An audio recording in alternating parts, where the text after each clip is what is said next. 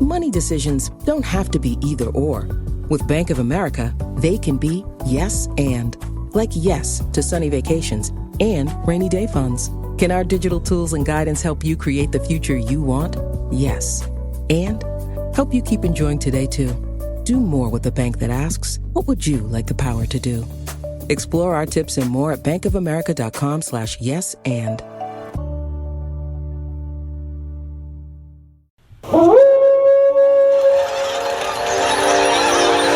News team, assemble!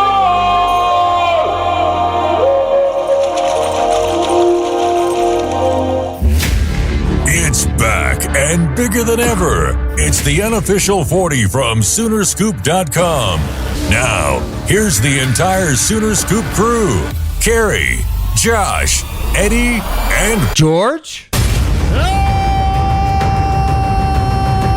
right, welcome back. It is the unofficial 40 podcast right here on Soonerscoop.com and all your podcast channels, including YouTube.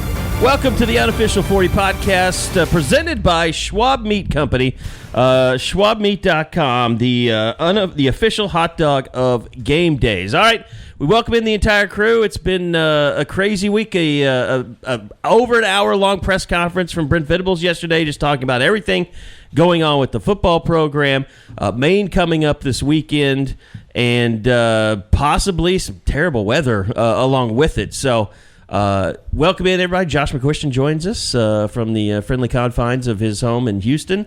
Eddie Radosevich, George Stoy is here. No Sam Stoy, I'm sorry to say, today. Yeah, he's been getting a lot of great reviews. So you get a lot of people hitting him up about, hey, listen to you on the podcast. Yeah, a lot of his friends, they're older people, so they're like, I heard you on the radio. And it's like, nope, not the radio. It's a podcast, but...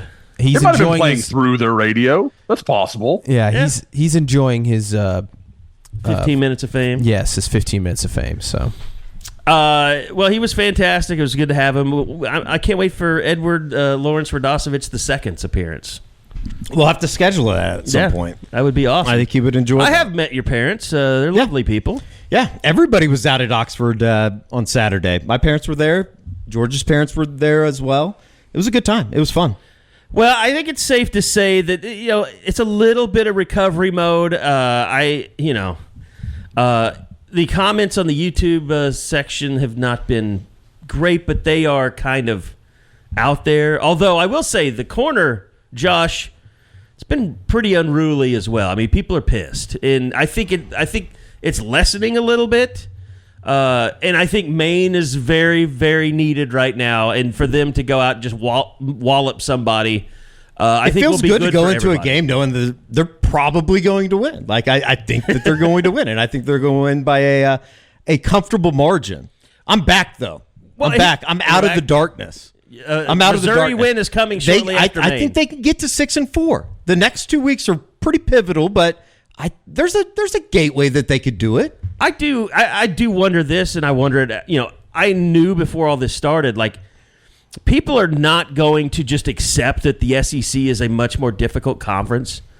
And now that we've seen it, Josh, I don't know how you feel about it, but man, all the arguing that was done, all the Stoops going after the SEC and the SEC folks making excuses, like, there is very much, like Sam Stoy said it on the podcast, it's the NFL. Like, there's no letdown week to week. I mean, and you watch, like, teams like LSU and A&M play, and you watch, Kentucky. Kentucky's no pushover. Even Vanderbilt, the team that you thought, that they couldn't even win the Big 12 if they tried, they might have a shot in the Big 12 the way they play right now.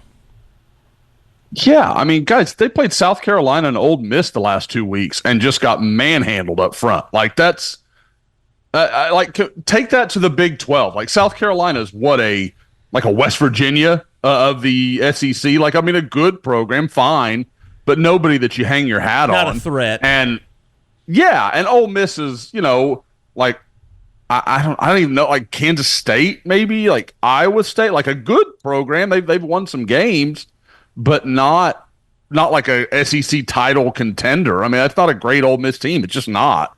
and OU just got housed up front.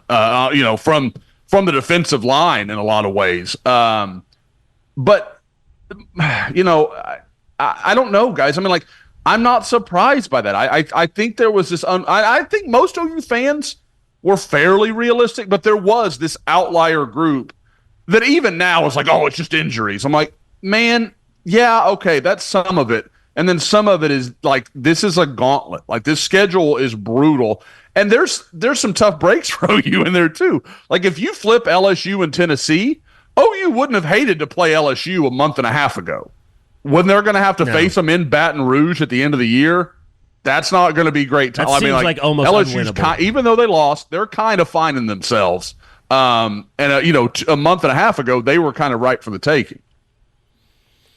Yeah, I think LSU, I mean, they were firmly in control of that A&M game until they put Marcel Reed in that thing. I mean, about a half. A&M kind of dominated the second half, did they not? Oh, like I said, once they put Marcel Reed in, turned around. they dominated. Yeah. It definitely turned around. Pretty impressive what A&M has been able to do. I think that the A&M game this weekend, fascinating. Going out to Columbia to take on South Carolina Saturday night. Go ahead, Josh. Sorry. No, I was just going to say, like, I thought LSU was about to pull away in that game. I thought they were going to leave. I just didn't think A&M could do anything offensively. And eventually, Nussmeier, I think he's really good. I know he didn't play that well not that well. He played poorly in the second half against A&M, but I think he's really good. Guys, what stuns me is, and this kind of leads into an Oklahoma conversation, I guess, is that LSU offensive line, guys. I mean, that's supposed to be kind of the hallmark of that team. They're supposed to be great up front, and I've watched them week in and week out. I mean, like, maybe fight to a stalemate, but they didn't. Guys, they didn't dominate South Carolina's defensive line either. They had a lot of problems with South Carolina. I think that's something that you're seeing across college football, Josh, is not to say, I mean, not every team is the offensive line is as bad as OU's, obviously. That's not what I'm trying to say, but there's a lot of like poor offensive line play across the country. Like, it's become a thing. I think that you're seeing a trend of, it's just not as good as it once was. And I think it's also, there's a lot more talent on the defensive line too, in today's game, but it's certainly not like even Texas, and I get it. It's a big difference when Texas's offensive line is going up against Georgia's, but that was an offensive line group that everybody thought was going to be super dominant, just like LSU's, and it hasn't exactly been that at times. So again, that's not an excuse for OU's offensive line, because it has been horrific at times this year. But I thought OU's offensive line played its best half of football in that first half. I mean, they were. That's why it's crazy to say, but it's true. A good defensive line. Yeah. We know it's a good defensive line. It's really tough to walk out of that game and say that was better, and they still allowed 10 sacks. Yeah, and 6 in the last 11 plays is still like, that might be, of all of the offensive bad that's been put out there this year, and all of the stats that come out every week about how poor this thing is, that might take the cake on all of it. Yep. 11 steps, over half of them, they were sacked. That's crazy. It really is, and I agree. I agree. I think George has a really good point. And I don't know if it's just a cycle where you just don't have as many offensive linemen as we've seen at times, for whatever reason. It's just, that kind of way. But you look around college football, like, who is the great offensive line? Like, who is that team where you're like, oh, they've got it? Because everybody kind of convinced themselves it was Texas. And, guys, I kind of always thought it was Kelvin Banks and 4 guys that are just, solid, experienced college football players, but not overwhelming. I like Jake Majors at center, but the rest of that group is just kind of okay to me. And Georgia just decimated them. And Georgia's right. Georgia's Georgia. Like, we understand. But even Kelvin Banks had trouble dealing with Georgia, like a guy that's a potential top 10 pick. So I don't know if it's the portal and all the guys moving around constantly, and it's hard because that's the thing. When you get into this offensive line conversation of what the plan is going to be going forward and what OU should do, I keep hearing people say, well, you got to make a change. Okay.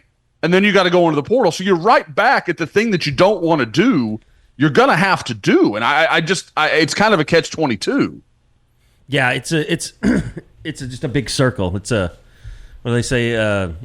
What's the Austin Powers line? It's a vicious cycle. I eat because I'm fat. I'm fat because I eat. That guy being Scottish, it's too close to home. I'm not comfortable with that. Yeah, I know. Well, I'm fat, so it's close to home for me too.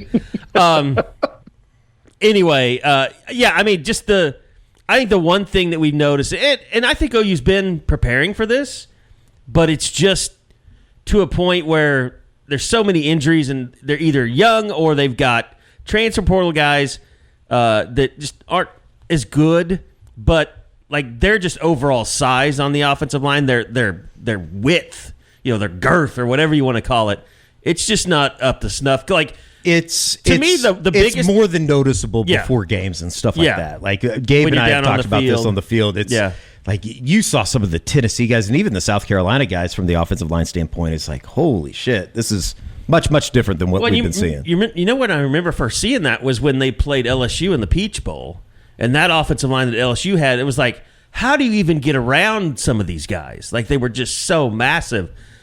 And I mean, that's the direction I think Oklahoma has to look to, Josh.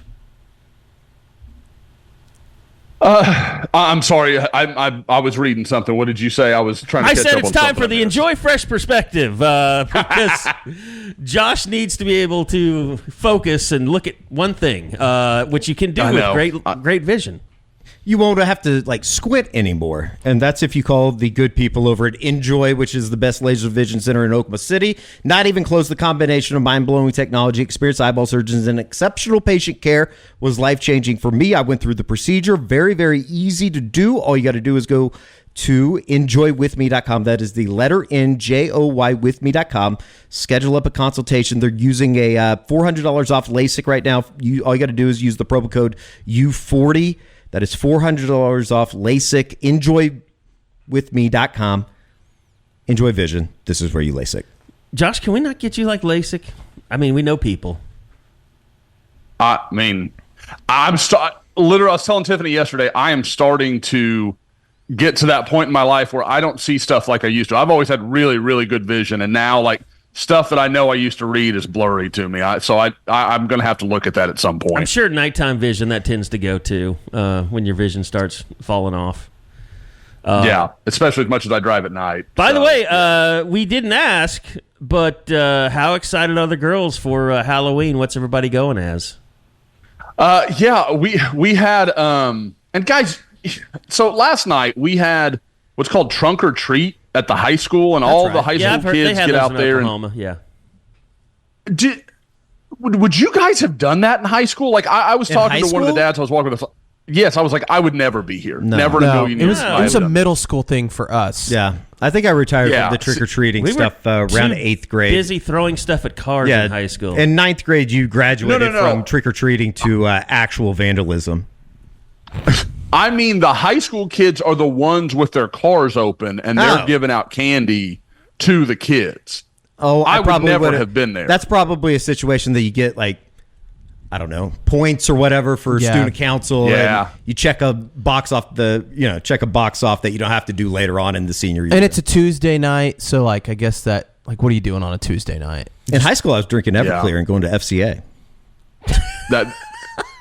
Eddie and I had similar experience there. That was Tuesday night. I always thought FCA was a sham. I mean, I was the big president youth of grouper, FCA. Yeah, it was but people were going there sense. to have sex. I mean, let's face it. I don't know about that, but I don't think that was on your watch. People were. Yeah, I don't think that was happening at mine. It was more of a. I think we had two meetings. After. We had 2 meetings under my watch, and we just had I just got a guest speaker to come. It was more of a, hey, Beautiful. You're Catholic and on the basketball team, you're in charge of this. And you're type good on the situation. resume. Yes, good on the resume. Which look where you ended up. Your resume didn't mean shit. Sam has to be mad. He's so disappointed. He's like, this is what all that education got you. Way to go, George. Eddie, any pointers for vandalism? I don't think so. You just got to make sure that you do it in a, at least for us, in a white privileged neighborhood where you're not going to get in trouble. So that was kind of the bit that we did. It is crazy. Like when we were growing up, the cops would just catch you, take away your stuff, and let you go. Yeah, basically. my biggest, maybe call the parents once or twice, but nothing more important. Nothing big. Well, never got arrested after or you anything. threw the pumpkin through the back windshield, I'm sure you would have gotten a parent's call. Would have happened. Never got caught. I would just say, Guys, watch out for wood piles in backyards when you're jumping over fences to escape the cops. A key handout question.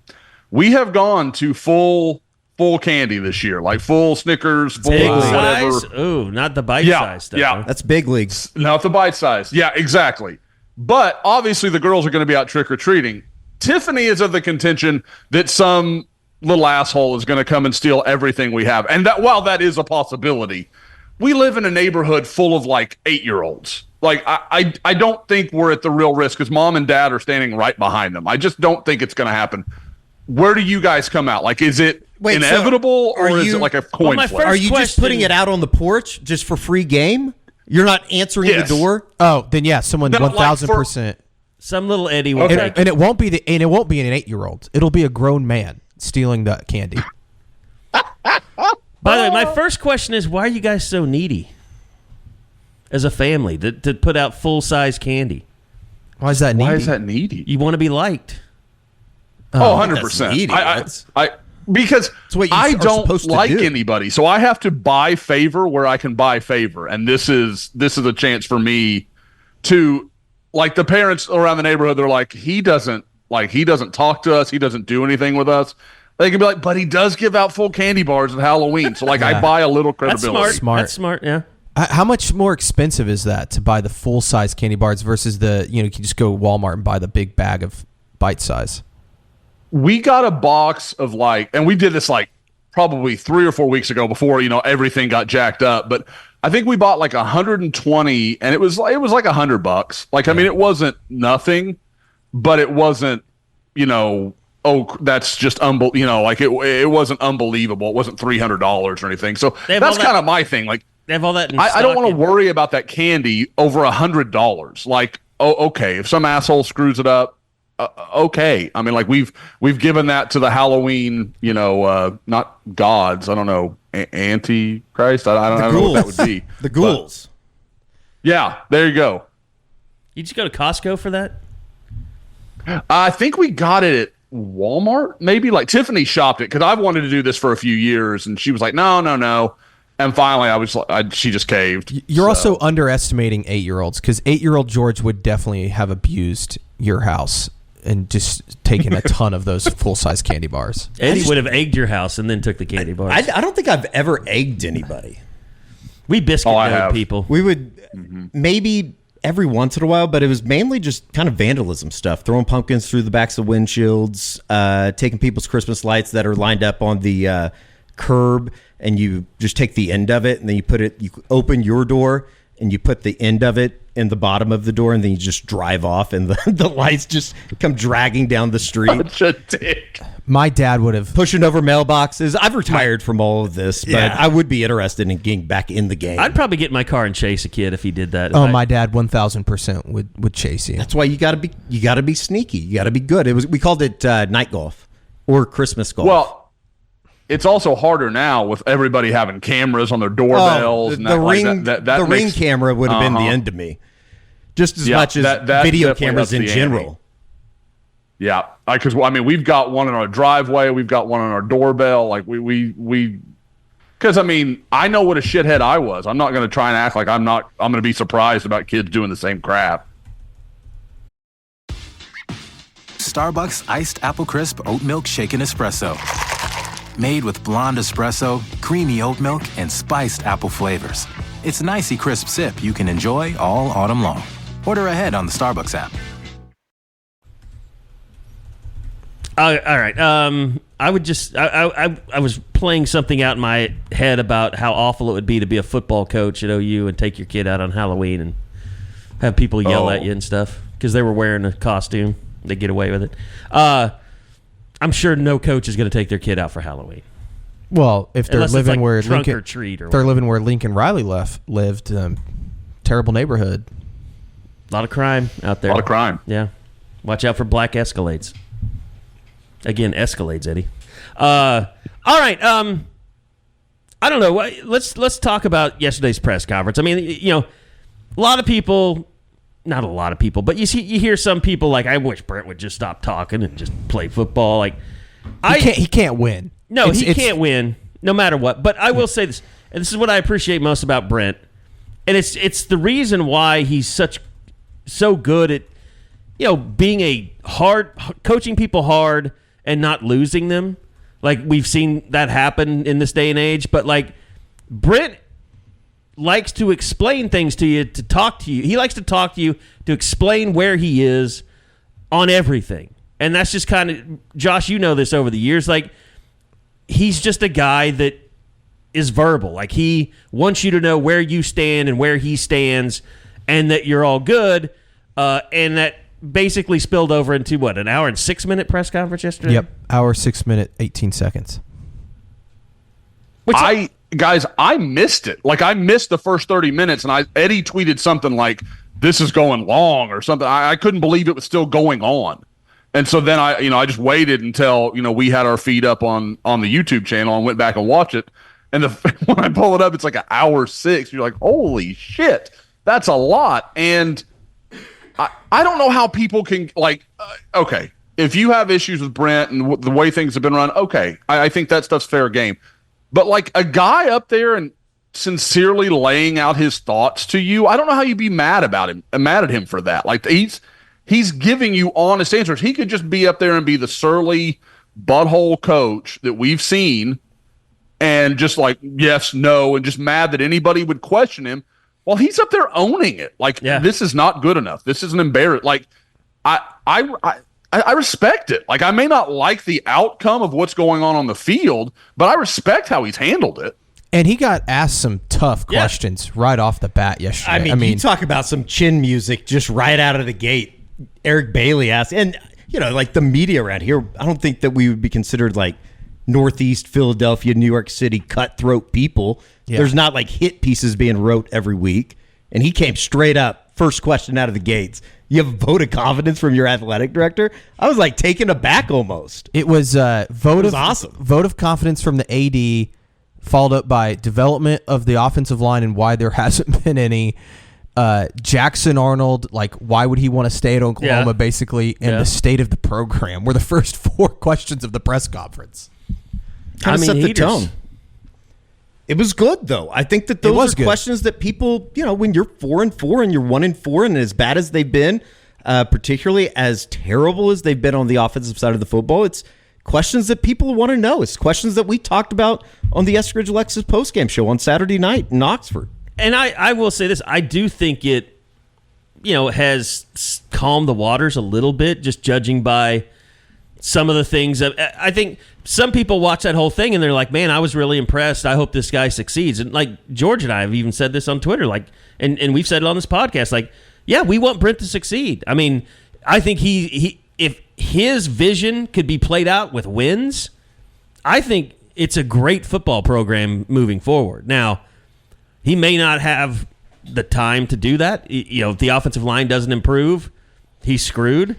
But at the same time, just like yesterday, if you hear him just be honest and genuine, like, that doesn't happen very often with a football coach these days. Like you said, everybody's kind of defensive. Everybody can be short. Everybody can act like, well, they don't owe you anything, and you're too stupid to understand if you were explained. Like, that's the first time I can ever remember a head coach just sitting there and just explaining the issues in his program to you. Yeah, I guess in a way it's a little bit easier because when those questions are usually asked, it's a number of things, and it's very obvious what's wrong with this thing right now. It's on the offensive side of the football.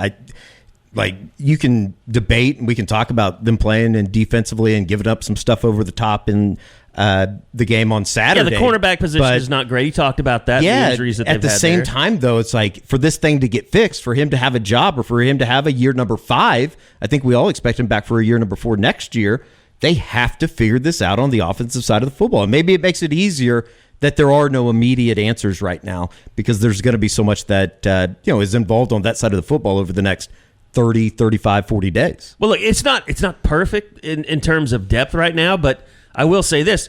we're not too far removed when OU was afraid to take their starting safeties off the field in, Pat Fields and he has so Turner many names. Delarian Turner Yell. Like, they played every snap. Like, they didn't have any backups. Like, they've lost some starters this year in Gentry Williams and Kendall Dolby, and they're still a serviceable defense.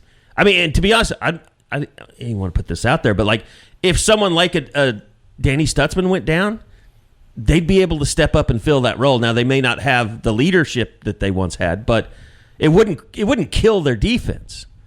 And it's kind of been the same on the defensive line. They have depth there. By the way, the David Stone thing was, I didn't know that he'd been hurt or had a broken hand or whatever. Yeah, he's he been has hurt. a big club on it. He's been hurt a few weeks now. He was on the availability report going into the Texas game. Texas game? Okay. Yep. But anyway, I mean, there's still more. I guess my point being, there's still more depth that needs to be built in this program on both sides of the ball. And, cornerback kind of shows you that. They need more depth there. When we thought that secondary was as deep as we'd seen, and it is. It's as deep as we've seen in a long time, but it just shows you surviving a season, they still need more everywhere. Yeah. I mean, I think, though, that for him to be back or have job security, they're going to have to figure this thing out on the offensive side of the ball. And obviously that's not going to happen overnight. No. I want to get to his comments on Bill Bedenbaugh. But first, I want to tell you about Schwab Meat, presenting sponsor of the Unofficial 40, official hot dog of game days. They've been smoking the highest quality meats, hot dogs, and sausages in Oklahoma City since 1912. And right now, they're doing free shipping on all online orders over $75 with the code SoonerScoop. So all you have to do is go to schwabmeat.com, select over $75 in products, and that could be sausages, any of their smoked meats, hot dogs, whatever. Try them all. I mean, get up to $75 in your cart, and they will give you free shipping using the promo code SoonerScoop. You can also find Schwab products online, as I said, at schwabmeat.com, at OnQ, 7-Eleven, and Love's Travel Stops, Roller Grills, and most Oklahoma grocery stores. And also big NIL supporters is Danny Stutzman is their NIL ambassador this year. Past years they've had Caleb Williams, and they've done it for OSU too. So Jalen Redmond was one, Drake Stoops was one. So they've done a great job of supporting college athletes in the state over the years. SchwabMeat.com, promo code SoonerScoop on $75 or more in online orders. They need to get Mark Zuckerberg some Schwab meat. He loves smoking meats. You guys remember that? Yes, I do. What was that from? It's just like a meme. Like he was meme? just doing some dumb shit. Yeah, I do remember that. Smoking meats. A little bit of a weirdo. Yep. Anyway, the defense of Bill Bedenbaugh yesterday, I thought, and today on the teleconference. And today on the teleconference, it's clear that Brent is not. I mean, he's sticking behind Bill Bedenbaugh right now, and that's the most we've heard anyone kind of stick up for Bill since the season started. And Josh, we'll not start with you because I know everybody thinks that you're a Bill apologist as it is, but Fair enough. George, I mean, kind of, is that your takeaway? Like, Bill's probably not going anywhere. I wouldn't say that. I think that it's Brent defending one of his assistant coaches. Like, I don't think he's just going to throw Bill under the bus. Now, I think his tone has maybe changed just a little bit because, it was, what week was it that he said that he was tired of seeing the same problems in execution among the offensive line. And then, last week I think he had some comments about it just hasn't been good enough up front. But, I think when he specifically asked about Bill, though, because when he made those comments, he wasn't asked about Bill. He was just asked about the offensive line in general. When he's been specifically asked about Bill, he's defended him. And so it doesn't surprise me. Like, he's not going to be like, oh, yeah, Bill's done a terrible job. I don't know. I think that his future at Oklahoma mostly depends on who they hire as the offensive coordinator. Yeah. I think Brent probably would like to keep Bill because it's we've heard a lot about the word continuity, which is why they hired Seth Luttrell and John Finley. But I do think that the continuity at a position like that is valuable if you can keep some of these guys, because I do think that guys like Logan Howland, Jacob Sexton, Jake Taylor, Hito Zaida, like those are Eddie Pierre-Louis when he eventually gets there, Daniel Akinkumi, Eugene Brooks, all the guys they're bringing in the recruiting class. Like all those guys I think can be really high-level offensive linemen, and all of a sudden you're going to lose a good chunk, if not all of them, if Bill leaves. And so that's why I think that, and that's a position, Brent has said it several times, that it's like you can't, it takes years to build up that group. Like it's not something that, yes, you could play a true freshman here or there, but they'd have to be a very special talent. So I don't know. I think that Brent would like to keep him, but if the new OC is somebody that wants to bring their own O-line coach, I don't think Brent's going to tell them no either. Yeah, and I'll say this too. There's a lot of young talent, and it's unfortunate on the offensive line that just doesn't happen overnight. I know everybody wants to see Eddie Pierre-Louis and all the guys that are in here. Then you talk about the young guys that are on their way. And we've talked about this ad nauseum. Like what happened a couple of years, basically, OU didn't have their shit together, their NIL shit together, going back to last spring when they lost Caden Green. And had it been together, they probably never would have lost him, and they would have handled it, but they didn't have that. They were at the beginning of building that infrastructure. I mean, they knew that Curtis Lofton was going to be involved somehow. They had, they were back and forth between their NIL, going from Crimson Cream to One Oklahoma. I do think now, in terms of Bill being around and any coach in general being a liability in NIL or revenue sharing, whenever that comes, like it's all being the structure is now built for that. Like One Oklahoma is building their offices right now in the same building that we're in, down the street, or the same complex that we're in. So they're going to have a physical presence, and I think now that you have Curtis Lofton officially as the general manager. You have the group, Rosenberg, is that his name? From the Eagles. For the Eagles. His group helping out with roster evaluations and all that stuff. It's only going to get better. So it's going to take, if you're a crotchety old assistant and you don't give a crap about it, you don't want to deal with it, you don't really have to.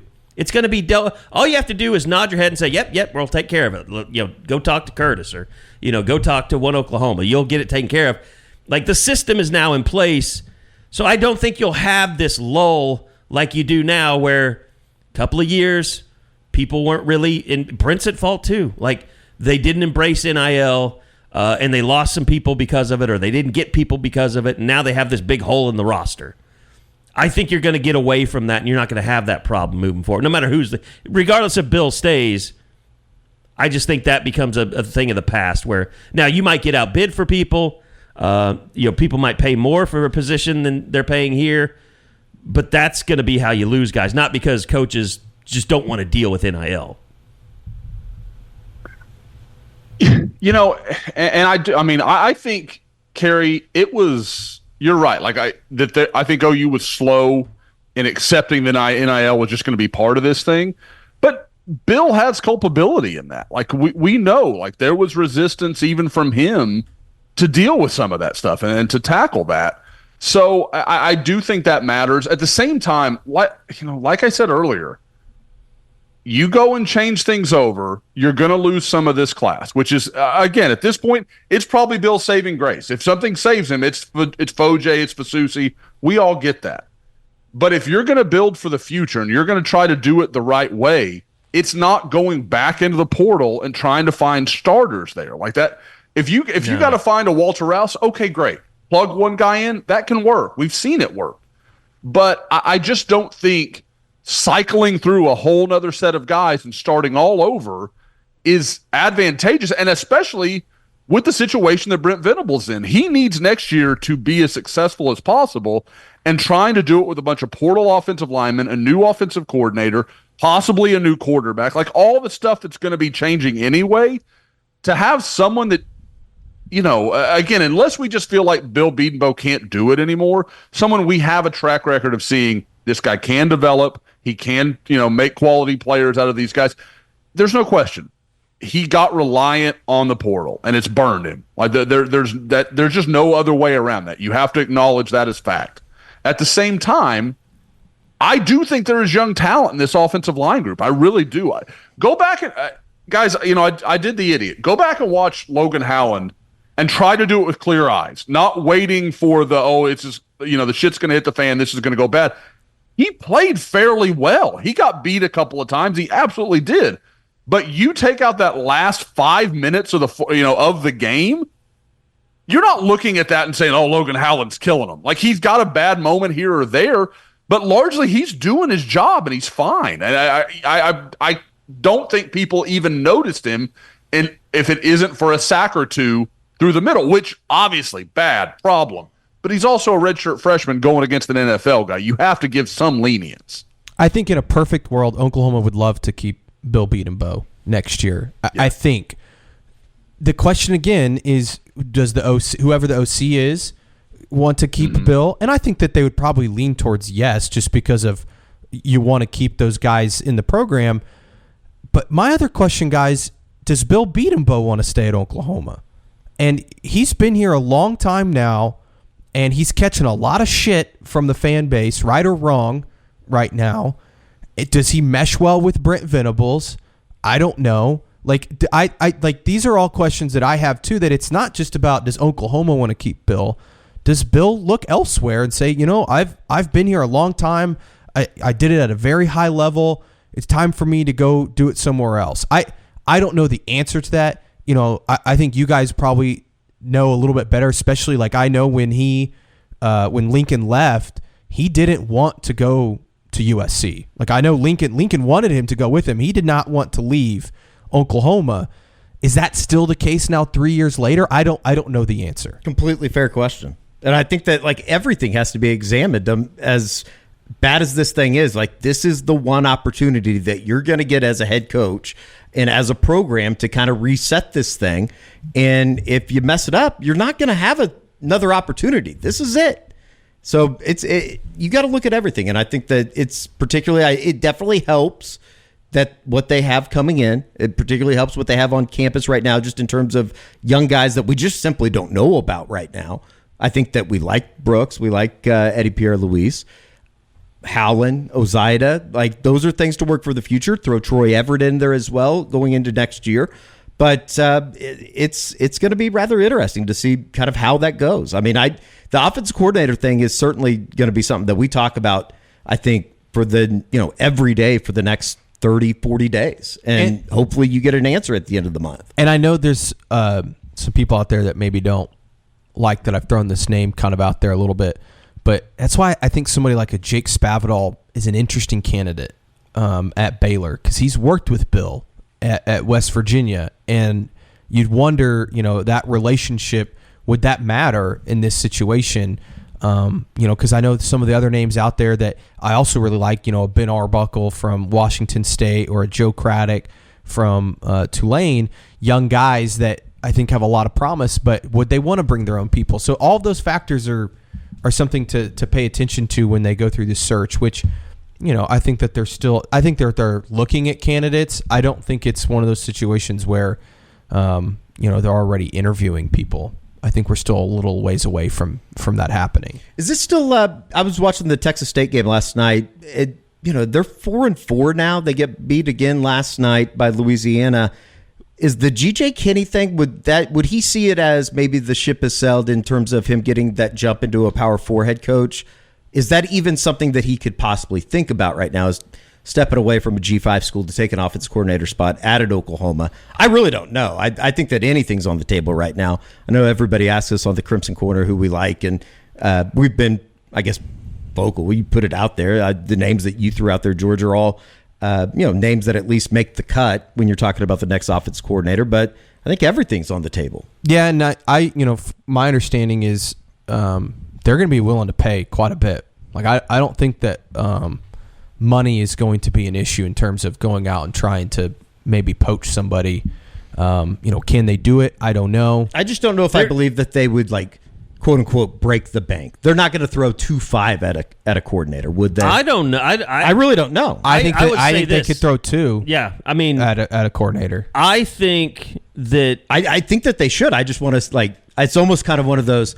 I'll believe it when it happens. It's kind of like the Dominic Williams thing. Like, sure, is OU really going to pay up on this? And then they did. This is a different situation and more money, but it's my understanding that they're like, we're going to do what it takes. Look, I haven't talked to Joe about this in a while, but last time I talked, he didn't say it outright, but I get the feeling like he feels like he likes a lot of what Brent is doing. A lot. Like the stuff within the program, the soul mission stuff, just the way that he kind of builds young men, if you will. I know it's kind of cliche, but I think the things that he is doing in the program to build it, and Brent always used the word like holistically, and that's, you kind of get into like Sam Presti corporate buzzwords there with me, like ideation and all that stuff, what he says.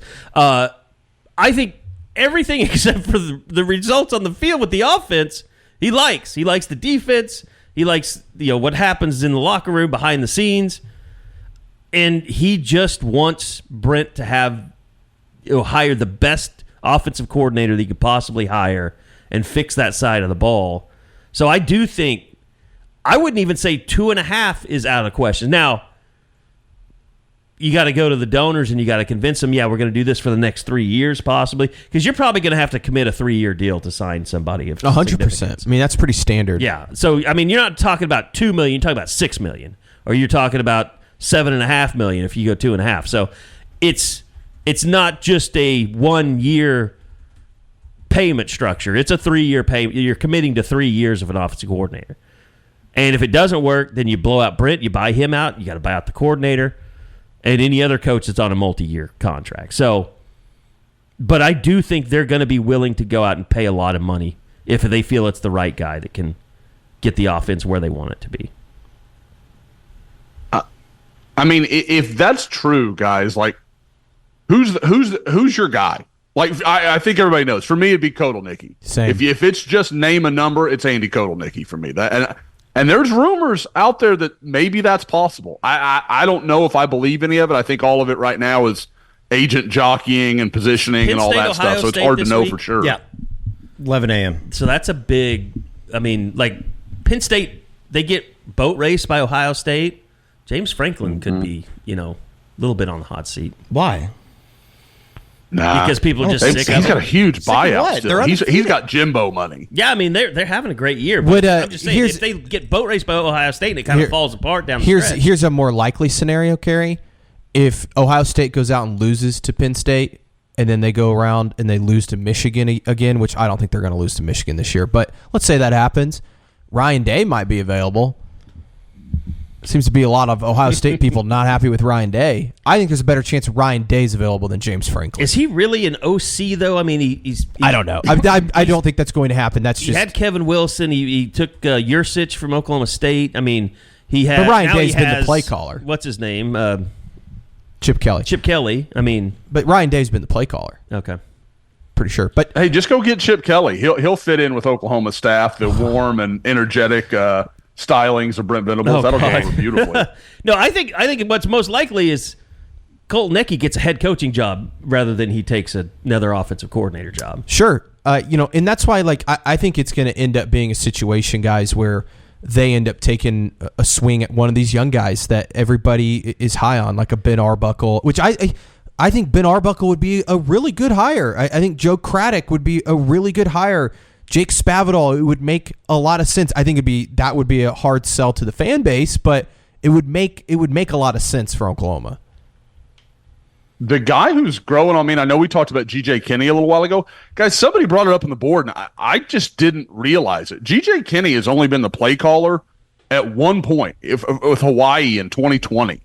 His play caller has been Mac Leftwich, their offensive coordinator, and you look at, like, you compare him to Craddock, yeah.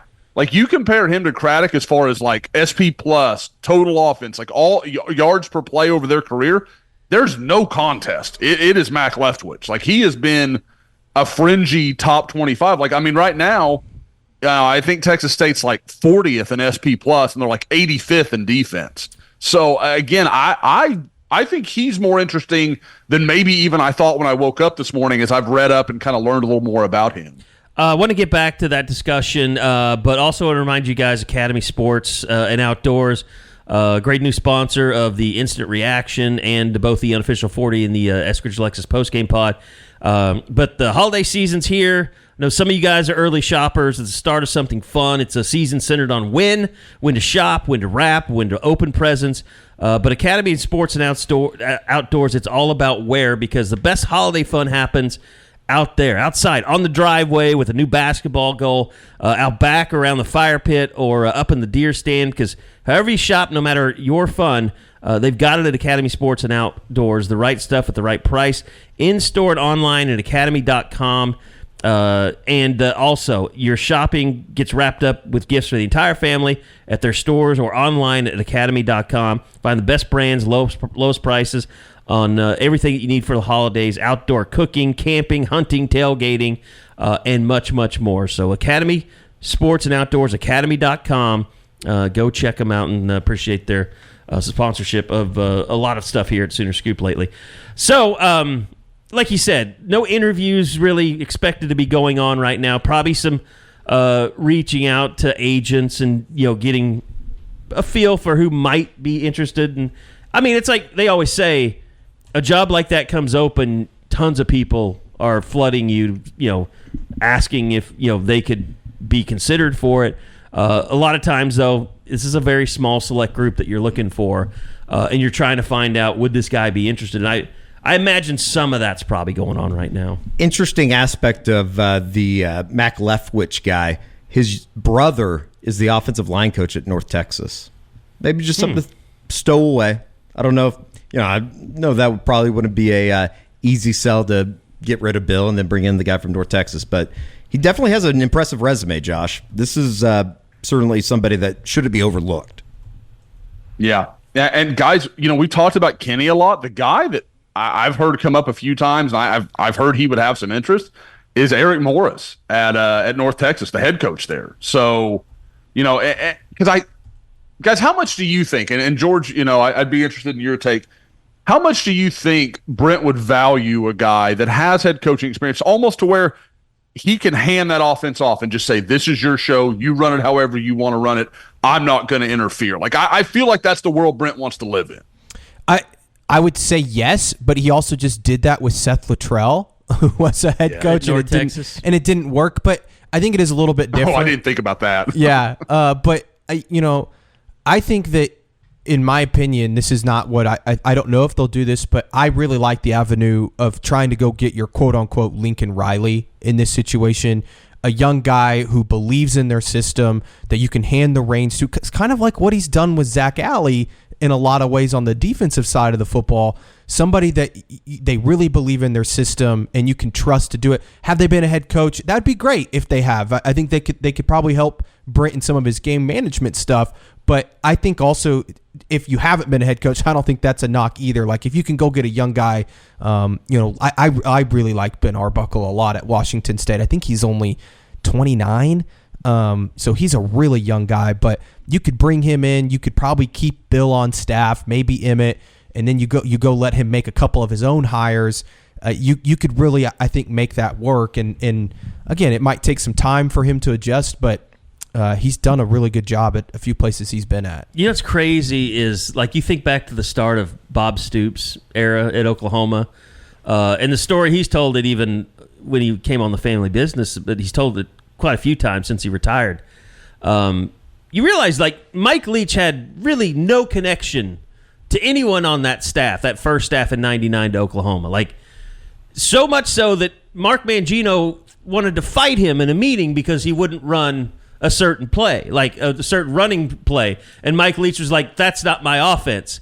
Like, that's who you're describing. You want a guy to come in here, it's like, this is me personified. Like, this offense is my offense. I'm going to be a dictator about it. We're running things my way and no other way.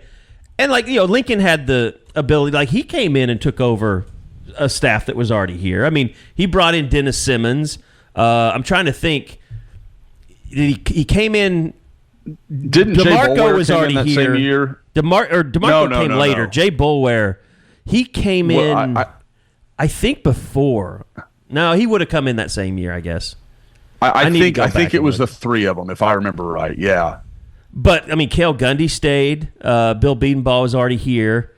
So, I mean, it's not unprecedented that you have an offensive coordinator like you're talking about that's willing to take on a staff that's already here.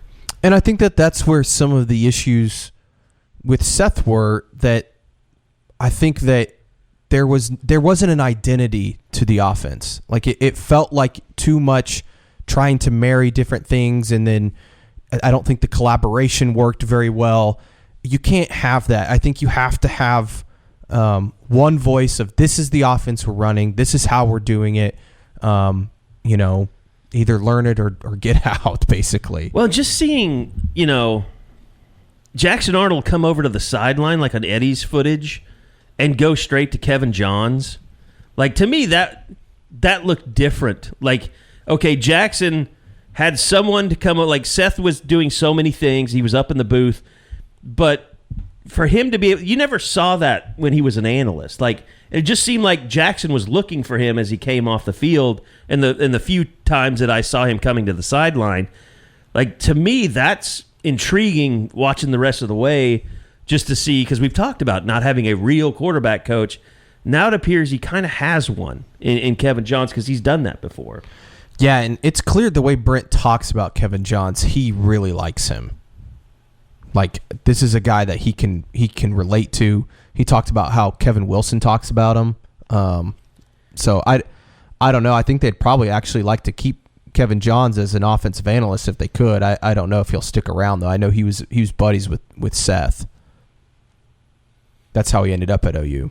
Yeah, you would think if Jackson plays really well the rest of the year that people are going to look at him. I mean, he's going to end up getting an assistant's job out of this probably. Yeah. And he's well respected. I mean, he's been around and been at so many different programs. I mean, Duke's offense was playing well last year before, the quarterback goes down, whose name Riley Leonard. So I mean, there's reason to think that even before this, he's got some track record that would impress people. I don't know. It's going to be interesting though, because it's almost like obviously I don't want to just fast forward to the end of the season, because I think that these last 4 games are somewhat interesting in terms of the team and stuff, but it does feel like it's just a race to the off season that's going to be just huge. I mean, just a massive, massive off season. Arguably the biggest off season in the program's recent history, I would say. I think for our sanity, it'd be nice if they just looked like a competent offense heading in these last 4 games.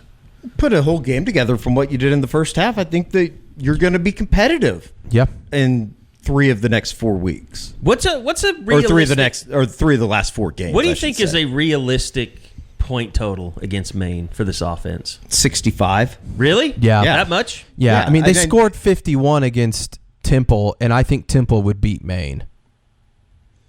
Now, granted, I guess it's a little bit different when you're talking about total points versus how many points, like offensive responsible points. That's what I'm talking about. Yeah. Probably 50. They should get to 50. Yeah. They should. I think that they can. I mean, they gave up 51 to Monmouth. Right. You have to average 14 points a quarter against this team.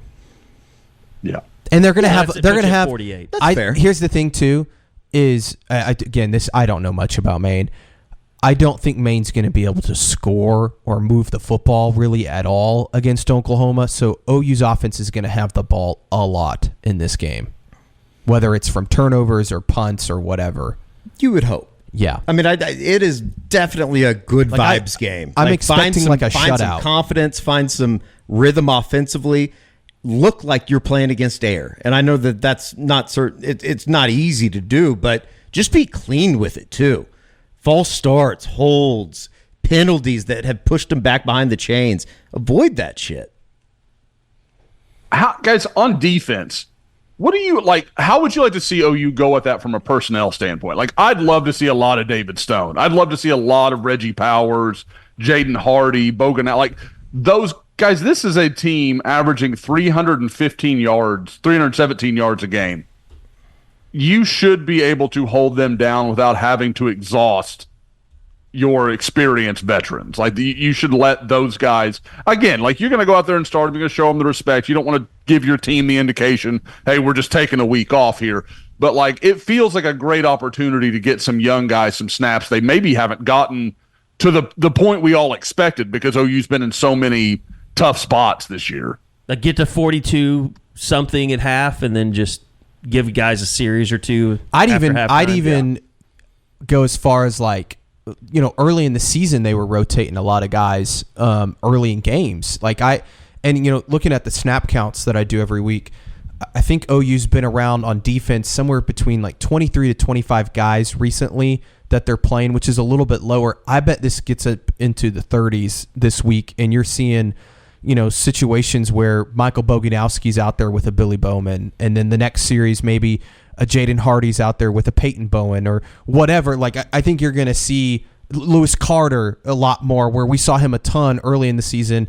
I think you see him a lot, like even early in the first and second quarter, where they maybe get a series or two before halftime, depending on how the game's going. But I'm with you, Josh. I think this is definitely a game where you're playing all those guys. And I think on offense, this is a game where maybe you let Eddie Pierre-Louis get out there and get some snaps, get some series, especially in the second half of the game. 100%. I completely agree. Get Caleb Hicks some snaps. I mean, I'm talking to everybody. Yeah. If you think that he's going to be a part of the program in 2025 and a true contributor or has a chance to be a contributor, get him out there. And now, that's granted, they take care of business early and you're able to do that, and you're not having to sweat out a game against an FCS opponent. I couldn't say that. We got it, though. Nailed it. What is our current weather projection for Saturday? We're good. For Saturday? Yeah, we're good. You sure? I mean, later. There's a chance of rain for sure on Saturday, but I think that it's going to be more Saturday evening. What about the wind?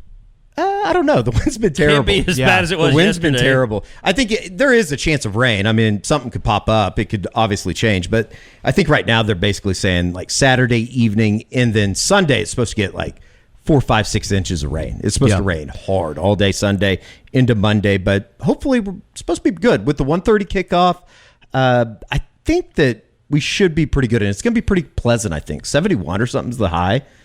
Hopefully. Fingers crossed. I say that it'll probably be a monsoon, and there's going to literally be like 25 people at the game if that's the case. I will say, I think Oklahoma's going to really try to run the football, and it's like, OU needs to run for like 250 yards in this game. Just an explosion on the ground. Have we 250 too much? Probably. Okay. I'm just saying, like, that would be great. I mean, they should. They ran the ball well last week. Have we good Mississippi front. Have we overlooked like how well Javonte Barnes? I mean, that was his. We talk about Jackson's best half. Like, that was Javonte Barnes' best game running the ball since he's been. I thought he was awesome. Against he was a good great team, catching the ball and making people miss in the flat. Like, just making people miss in general. It was like, oh, okay, this is something. Just the way he planted his foot and just changed direction. He looked good. Looked really good. I want to see a lot more of that. I hope he goes for like 200. Be great. Just be nice to see Jackson pass for 300, though. Yeah, let's get 300. That'd be great. I mean, 200 is. I mean, that's a stretch. Big ask. Yeah, that's been a big ask of late. But you get to 3. What did he have against Temple? I can't even remember. Jackson? Only like 168 or I something. think that sounds about right. I mean, to be fair, they kept dealing with those short fields because they didn't have to move up and down. Over. 180. 141 against Temple. 17 for 25, 4 touchdowns. It's crazy. That's I also just how bad this offense has been. No availability report this week, but I don't think they're going to get any receivers back. Sure. It is like what it Brent is. would have hinted at that yesterday. Yeah. He keeps saying, we could get a couple guys back, and I'm like, who are those couple guys? Who are you talking about? This week or just in general? Every week he says that. He said it this week too. He said it. He's like, maybe we can get a couple guys back. It's, and I'm it's like, clearly who? Burks and Farouk are the closest, right? Yeah. Yeah. And I'd almost say Farouk might be getting closer than Burks at this point. I think everybody joins me in saying we'll take him. Yeah. Whoever comes back, it doesn't matter. We'll take him. Be hailed a hero just he's being still out on the field. He's OU's highest graded player on PFF. I mean, it's only for about 5 plays, but yeah, they could use Farouk in a huge way. How many passing yards Jacob Jordan have in this game? Or receiving yards? In this game? Will he be the leading receiver in this game? No. I think Brennan Thompson. I agree. I think they're going to make it a point to get Brennan Thompson the football in this game. I think that you can, like, the body of work and what we've seen from Jacob Jordan over the last 2 games, I think you could say he's gonna make some plays. I definitely think that he is taking another step. I thought the touchdown reception was awesome. He the biggest thing with Jacob Jordan is he's going to be in the right spot. Mm-hmm. Like, I think that has been a big issue with a lot of these receivers is they're not in the right spot half the time. And then in the run game, he's not the biggest guy, but I'll tell you, he's hitting people. He's out there. He's laying into dudes. So who's a dark horse for receiving yards leader going into this week? Like for the season? Just for me. Oh, no, just for me, like in the game. Saturday's game. Bauer Sharp. Oh, man. Because he will be a little bit better athlete than I think some of the FCS guys that he sees. And I don't mean that as a hit on Maine. I just kind of is what it is. They also love to throw him the football. Yep. I think just as much as getting Brennan Thompson involved is lessening targets to Bauer Sharp, which might be. I wouldn't. Anything that works is good, though. I mean, and Bauer Sharp does work. I mean, like, he did catch a touchdown pass. Now, this is a nice throwing play, him too. the ball behind the line of scrimmage, not always the best thing. Choice. Never would be the decision on that for me, but. Or having him involved in any trick play whatsoever. Yeah, maybe not or so just much. No trick plays. How about that this week? The double pass was kind of unneeded. But then again, it's always one of those things. If it hits, you go, oh, my God, what a great play call. It never hits. Sometimes it does. Texas State ran one on last night, on Tuesday night, with it was a 2-point conversion, but it was a pretty cool play. Texas ran it twice, and it worked against OU. Yeah, the first one was wide open. Yeah. If you get a better pass. By the way, I think the Cowboys, they tried to do the end-around kickoff pass. They'd been setting that up all year. And, yeah, they've been setting it up all year, but it was the same thing that happened with, it was Farouk and, I can't remember in the Texas. Petaway. In Petaway. Like, it's just almost impossible for that not to be a forward pass. You literally almost have to just hand that thing off. Yeah. Because just the momentum and you have to be it's really so weird. disciplined about it. You have to, and you can't be that close to somebody. No. For it to go backwards. That's weird. I think when you're in that spot and you're having to run that, it usually means it's not good. Yeah. Well, Cowboys are not good. But that's so sad. It breaks my heart. But the Cowboys, I mean, they legitimately are they're like the poster child for what happens if you let the fans run the team. You're going to have some really high-profile guys that you pay a lot of money to, and every time you have an injury, you're going to suck because you have no depth, and you don't want to pay the guys that are your depth, like Tony Pollard, and then you bring back Ezekiel Elliott. I don't think Tony Pollard would be helping them. No. The whole point is, like, to me, you get into that case of, like, what do you do when you have Dak Prescott and you've got to pay him hundreds of millions of dollars? You know he's not going to take you where you want to go, but you also know they got to find a way if to you trade let for him Baker go, Mayfield. You're going to have shit at quarterback like that, and you're going to have to go into the draft and try to find the next answer. Like, it's a vicious situation. Like, I mean, it doesn't. Again, it does not make me sad that the Cowboys are in it. But, like, I get where you're kind of hamstrung, and there's no good answer to it. Baker makes 30. Dak makes 50. Who wouldn't want Baker over Dak right now? Yeah. I mean, I certainly would love Baker, but I would also say that, and it's going to be tough here the rest of the season without Chris Godwin and Mike Evans, but he did pretty good Saturday. Outside of CD, they have nobody. Yeah. I don't think offensively. I don't know. It's bad. And Dak's been bad. Dak's straight up been bad at times.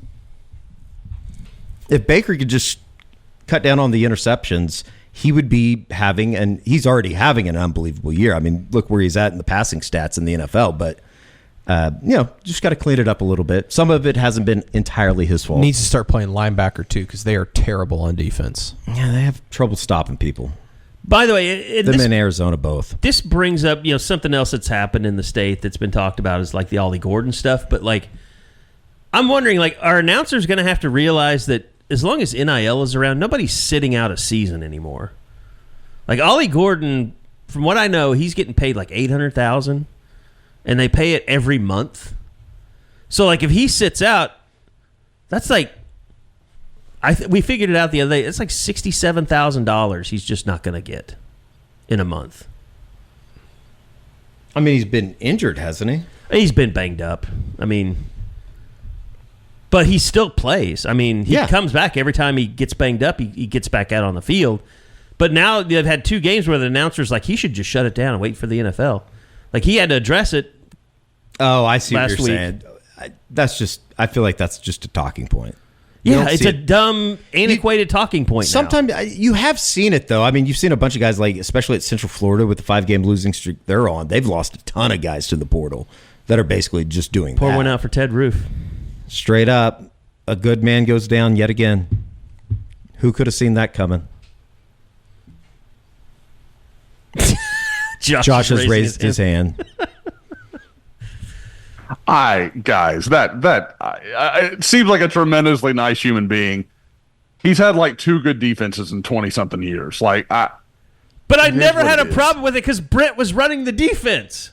Like he hired Zach Alley. He hired Zach Alley so he would stop running the defense. Like he knew once he needed a real defensive coordinator, he went out and got Zach Alley. So have you seen the stop sitting there saying, "See, Brent made that stupid hire." Like, shut up. Have you seen some of the fans that are like, just fire Brent and just keep Zach Alley on the defensive staff? I'm like, you're not keeping Zach Alley if Brent Venables is fired. That's like we really like this.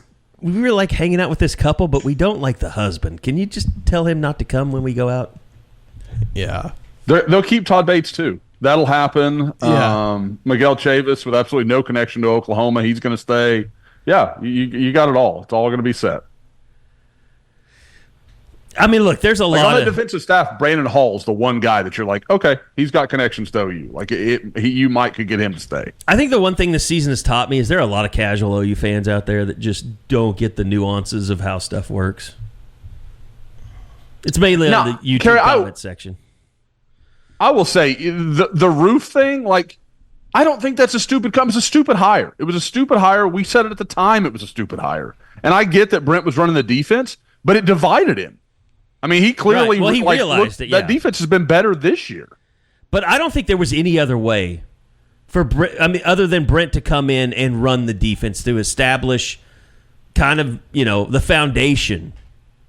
Yeah, I think it ended up being where it needed to be because the defense was better from the jump. Now someone else is running it, and it's really good, and he can just be a head coach. Whatever that entails. Right now it entails finding the best offensive coordinator you can find and not hiring from within. So sorry, Kevin Johns. You might be a good candidate, but not here. All right. Yeah. Josh, can they put together a magical recruiting weekend for this weekend since they're going to beat the tar out of somebody? Yeah. Come in for Maine. This is going to be a hell of a weekend. We know Ohio State and Penn State are playing, but don't go to that. Come in for Maine. Yeah. You don't want to be at any of these top 10 games. You want to be here to see Maine. This is, again, they'll have a few visitors. They've got a big offensive tackle coming in from Arizona. He's a kid that, I know Oklahoma's had some early connection with, and I'm blanking on his name. Aaron Thomas, big guy, kind of that Phoenix area that, Oklahoma's actually done a pretty good job recruiting through the years, a Mountain Point High School kid. He's supposed to be there. I wouldn't be surprised if an offer happens. Beyond that, you're going to see, like Micah Rhodes, who, I went and saw last week. He's supposed to be there this weekend. Big-time running back out of Houston. Sidney Hubbard is another big-time 2028 back. He's supposed to be there as well. So I think what you're going to see is a lot of youth. Like, this isn't going to be, whatever shots they have left to fire in 2025, I don't think you're going to see. I mean, like, I look at it, I've got like 6-7 confirmed visitors for Maine. Alabama in 3 weeks' time, I've got like 20 already. So, like, it's just a different thing, and that's clearly what they're gearing everything toward. As much as we may feel like, oh, you may regret that Alabama choice, that's kind of what it looks like right now. But yeah, this is going to be an interesting weekend. I guess the thing I would, from a recruiting perspective, that's probably most notable at this point, and we haven't talked about it on the pod. I know we talked about it on the recruiting report. Is Alex Shield Knight's injury? Oklahoma's defensive end commitment broke the fibula in his lower leg. Awful. We'll have something in Woke here after the pod gets done recording.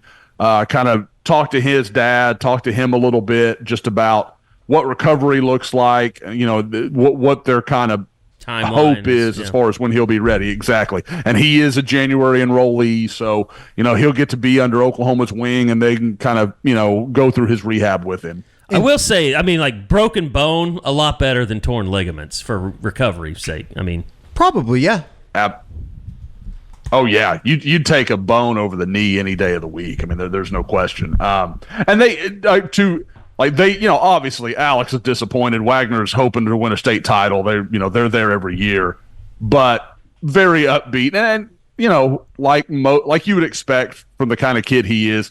Very aware that, like, he gets to keep playing. Like, he knows that for some of his teammates, that would be the last thing they ever got to do on a football field, while he's like, I get to go to OU and kind of play and live my dream kind of thing. So I think he's as upbeat as you can be for that situation. Do you take or put anything into the Ryan Foje tweet on Wednesday morning talking about we're not going anywhere else, Boomer for life? I think sometimes you go, yeah, whatever. What else is he going to say? But just the fact that he is putting it out there, I don't know. Maybe that makes you feel a little bit better about that 2025 OL class coming in. Ryan, people are always like, well, if Bill left, Foje and Fasusi are gone. Maybe. And if there's one outside of Owen Hollenbeck, who I think is going to be OU's, he'll be an OU signee almost regardless of what happens on the offensive side of the ball. He bought into the program. He believes that's really the one program he's got a great relationship with at this point in time. Foje might be keepable. He is so steadfast in what he says. And I was thinking about this earlier today, guys. When I talk to some of these recruits, and even when I talk to some other OU recruiting guys, like we have conversations, it's like you ask some of these guys and they're like, it almost takes them aback. Like, they have to figure out what you're asking them because they're surprised that you would think they would look around. And you're like, they're 4-4, man. Like, we're hearing all these rumors and yada, yada. And they're like, man, I'm good. Like, it really is. And I know I've doubted the policy and all that stuff. And I think there are flaws with it. This doesn't change that, but I have to give credit. These are guys that seem very into what OU's doing, very into what they're presenting. And I don't think there's any better example than Ryan Foje, just because he has been so outgoing about it and is a guy that if he wanted to go back on the market, Ryan Foje could go just about anywhere he wanted to go, even at this late point.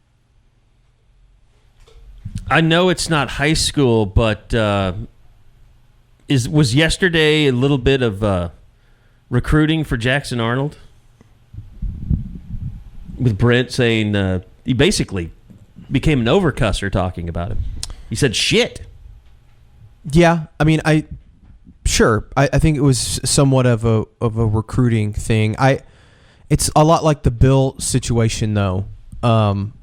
Does Jackson want to be back at Oklahoma? And I think a lot of people are like, well, obviously he'd want to. I don't know. It's a lot of it to play out. The offensive coordinator, if it's somebody he likes and he likes that offense and he feels like he fits in it and can develop in it, then yeah, 100% Jackson will be back. But if it's not someone that he thinks he can fit with, or he wants to go to a Notre Dame or something like that, where he almost committed to in high school, that would make a lot of sense too.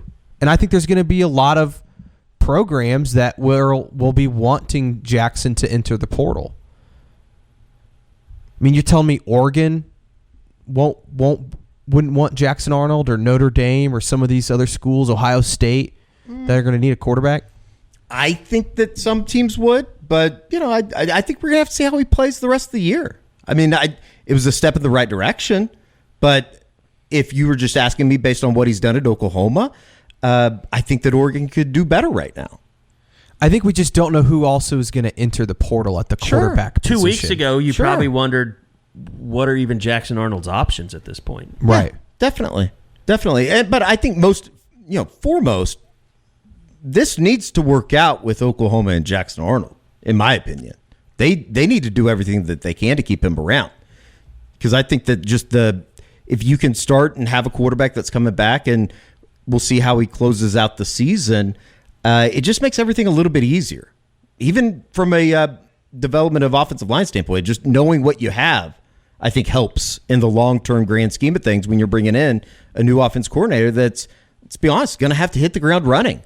In January, whenever this really gets going again for the 2025 season.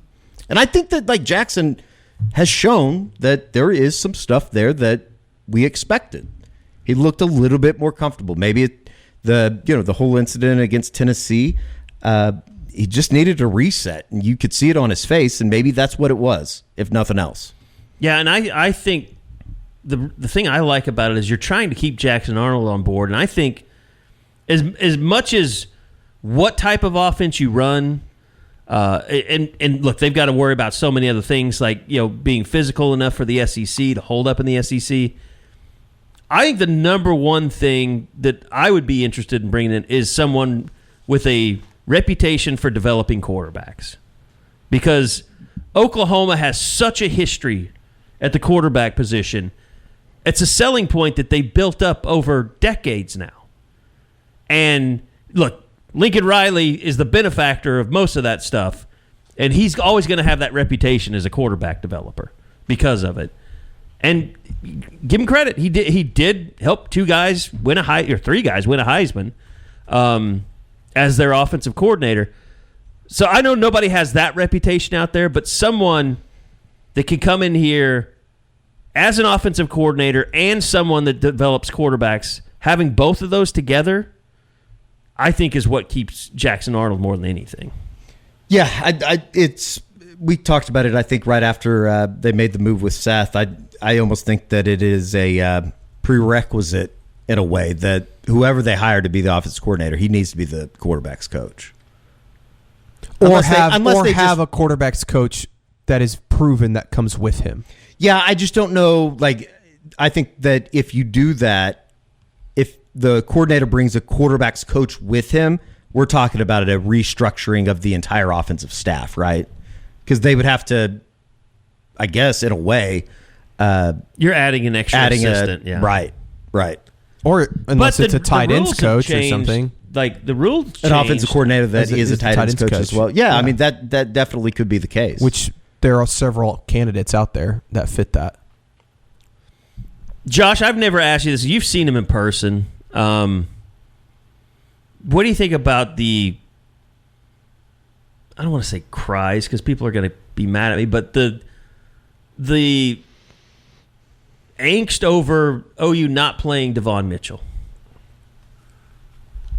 Not trying Davon Mitchell. I've given my opinion. Again, he's a guy I'd like to see against Maine. Like, I think you can put him out there and people can see what's there. Davon Mitchell was not physically ready when he arrived, guys. Like, we talked about this before. When I saw him in California, he probably was 15 pounds heavier than he should have been. Wasn't a big muscly guy. And you go back and look at the tape. He made plays. He's a talented guy. I'm not saying that at all. But again, I go back to it all the time. In that interview, he was talking about just how different the expectation is in California, where he spent his final year of high school football, to forget that he should be a high school senior right now. That's just a lot kind of in front of him. And, when I think it was Bob, I can't remember who asked him about Davon, asked Brent about it. And he said something along the lines of, he's had a lot of growing up to do. There's some maturation. Makes sense. He's 17, like all that stuff works, and it connects. But I get why people think like that's going to be the solution. He was a big time recruit, blah, blah, blah. He's got to be better than what they have. Yeah. I mean, yes, that's a logical conclusion to come to. Yes. I get how you get there. I do. I think like for all the mistakes, the mental mistakes you see Bauer Sharp making, Davon Mitchell would probably also be making them and isn't yet as fast and as strong as Bauer Sharp is. So like, when you watch Bauer Sharp make a mistake, at least he's making it at speed. Like, he missed that block, but he was trying to do it at velocity. I don't know that you would get that from Davon Mitchell yet. I want to be really clear. I think he can be a good player, and I know you do too, Carrie. I just think people it's the same deal we're talking about on the offensive line, where people are like, play the young guys. And then once they get out there, they're like, well, those guys aren't ready. That's the way it works, guys. Like, you got to let them grow. Like, there's going to be screw-ups. They're going to have bad moments. And that's okay. Like, Heath Ozida, from where he was in week 2 to where he is now, is an entirely different player. Because he's had, several hundred snaps now. He's gotten some experience. He kind of knows what he's looking at. He's got a feel for the speed of it.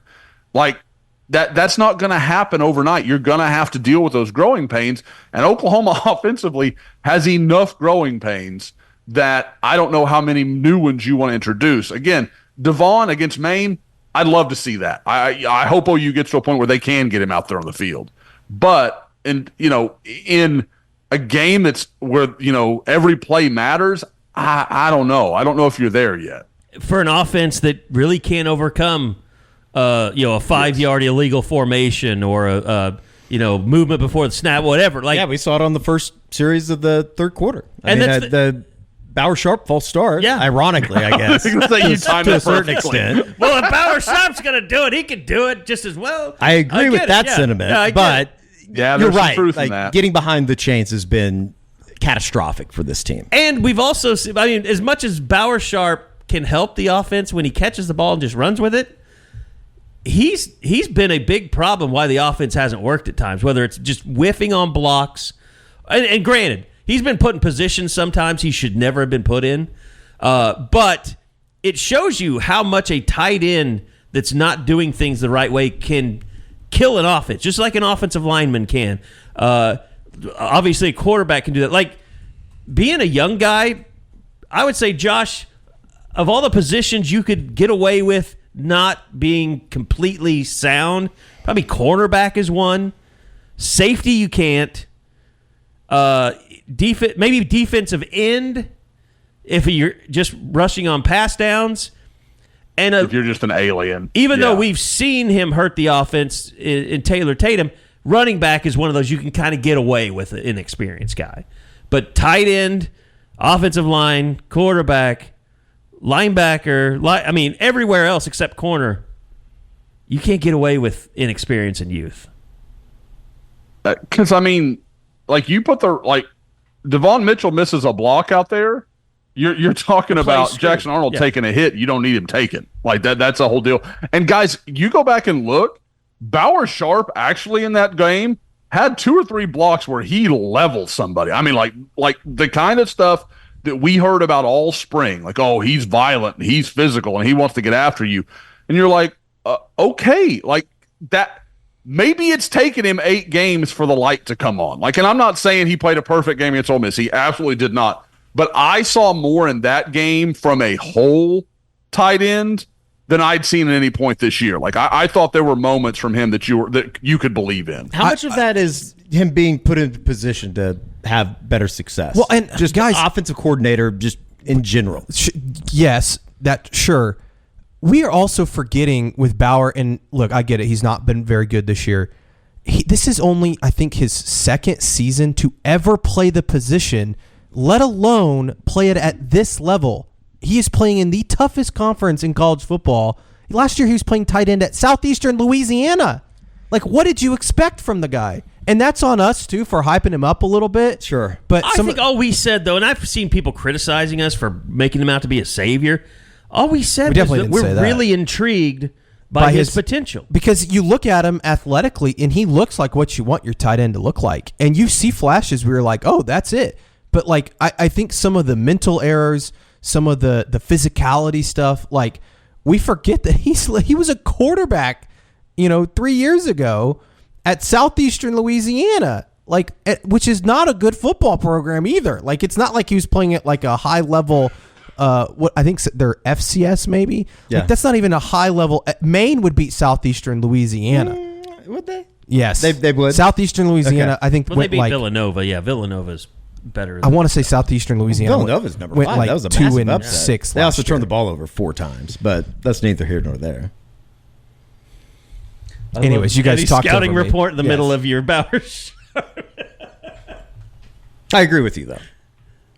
Like, I'm just saying that, like, if all of a sudden the light is starting to click on, don't be surprised. Like, it's... I don't it was going to people always should take give him a up on while. him. But, like, the indictment of it is that was supposed to be their guy to be their best tight end this year. And that's an issue, Yeah. that they didn't go get somebody better than that in the portal for at least a 1-year rental. Would he have excelled more if they had some wide receivers and he's not having to be seen definitely. as like the pass catcher? I for think this offense? everybody would have excelled more. Even the offensive line would have excelled more in a way, because you could cover it up with different types of plays and get the ball out quick. A little to bit guys. more trust from the quarterback too, and getting the ball out early. And I don't know how much of that is Jackson still not being able to get through reads and getting the ball out late. It was better on Saturday, but it still needs to get.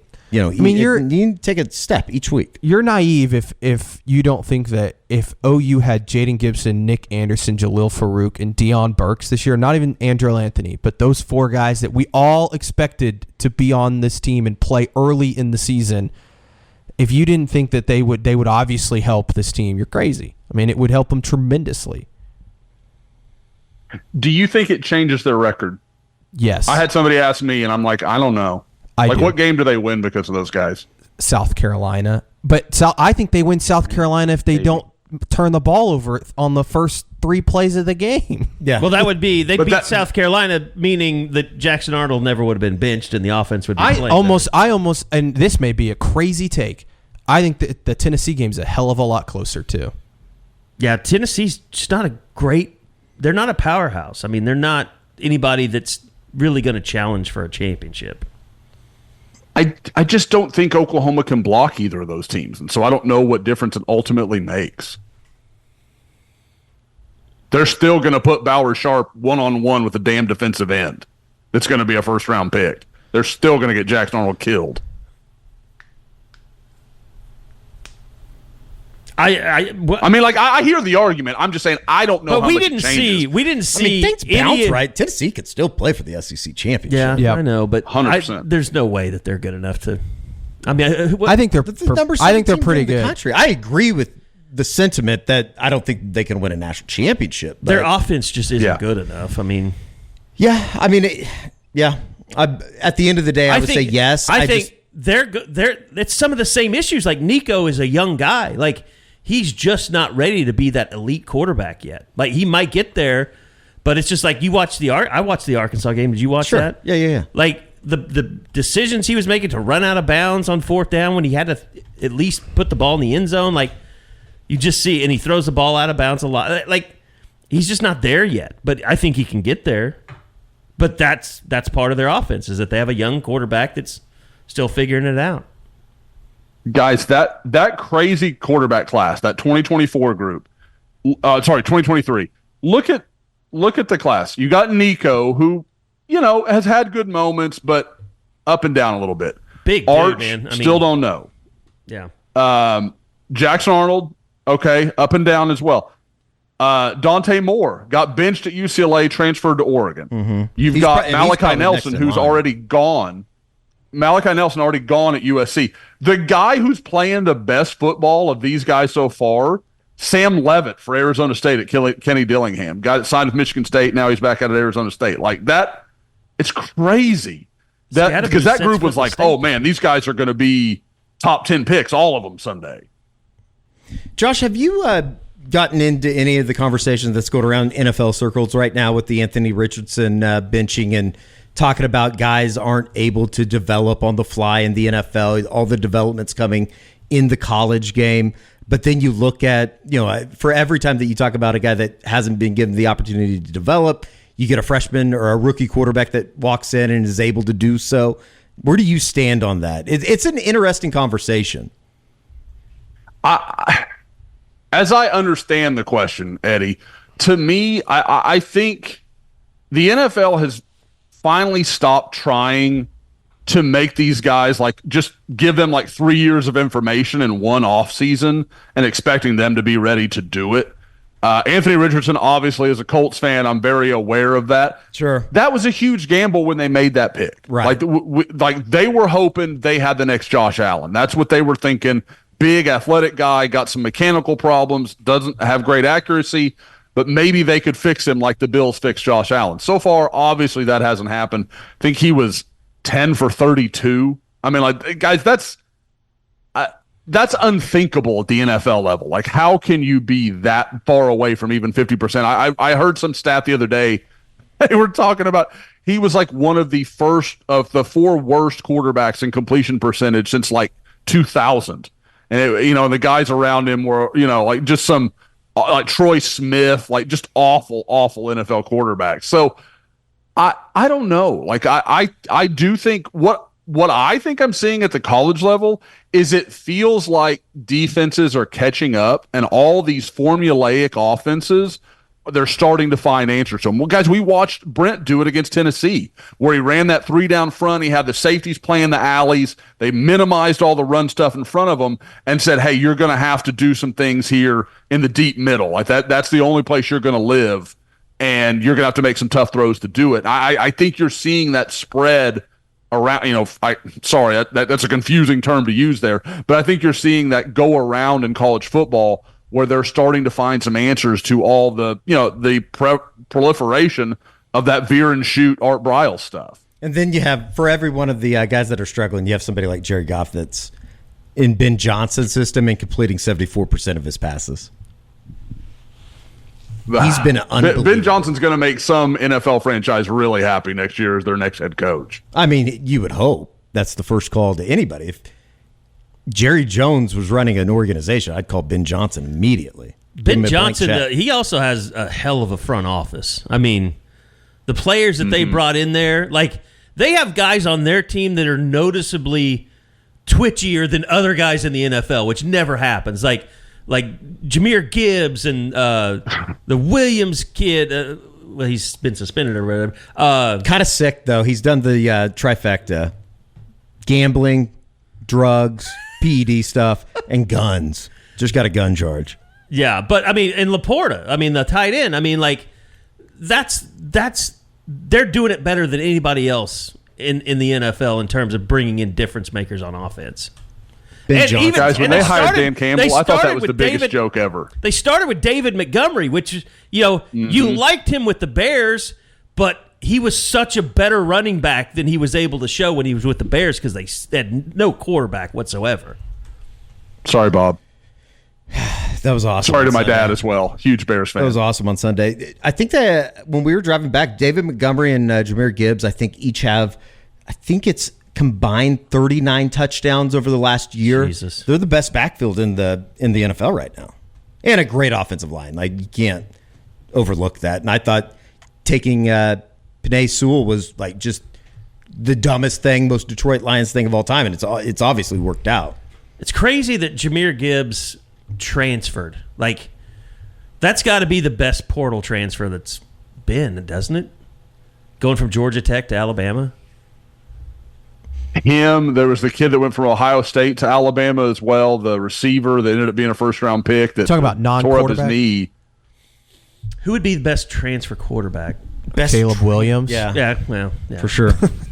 Dylan Gabriel. Though he left his coat. Kyler Murray. Dylan Gabriel, Baker Been so Mayfield, spoiled with good. This is what we're paying back for all the historic Jalen offenses. Hurts. Yeah, it's worked out for a lot. Eddie, when I think about that, I hear you because I remember you being like, "People appreciate this." I know. Like, and even I was like, "He's right. He's right." Don't take this for granted. Like this is not normal. Like when they were averaging like 12 yards per snap, you were just like, guys, this does not happen. I'll never forget like some of those Baker and Kyler teams, and maybe even the Jalen team in 2019. But it was like, you got them in 3rd and 15. It was like, that's no problem. That's okay. Yeah. It might even be a little bit more fun to watch them complete a 3rd and 16 rather than just run down the field in 20 This seconds. team gets in a 1st and 15 from a false start and it's over. I mean, this might as well punt. Sometimes with this team, it's like you get a 1st and 10 at the 20. It's like, well, they're a little too far back right now to get in field goal range. Maybe they need to get a first down. Maybe you can move the field position. That was the most frustrating thing about Ole Miss is like first half. I know it was good, but they had great field position that entire first half. Go ahead, Josh. What were you saying? Yeah, I was going to say, just for perspective, 2017 to 2019. Guess what was the lowest yards per play between those three offenses? Like what year was the lowest and what the number was? Was it like 12-8 or something like that? 13-3 yards per play.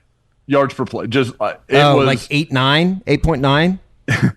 8.0 from 2019. Jalen Hurts' year. They were just managed 8 yards a play. All 3 years they had the best yards per play in college football. And again, I'm sure if I went to 2016, it would be similarly crazy. It's just nuts the run they had there for a while. And I'm with everybody else that I probably didn't appreciate. I mean, those teams didn't turn the ball over either. Sure. That was one thing that Baker and Kyler and Jalen went through his fair share of battles of holding on to the football, but they never turned the ball over. We were talking about it on the way to practice one night. I think it was Monday night, George.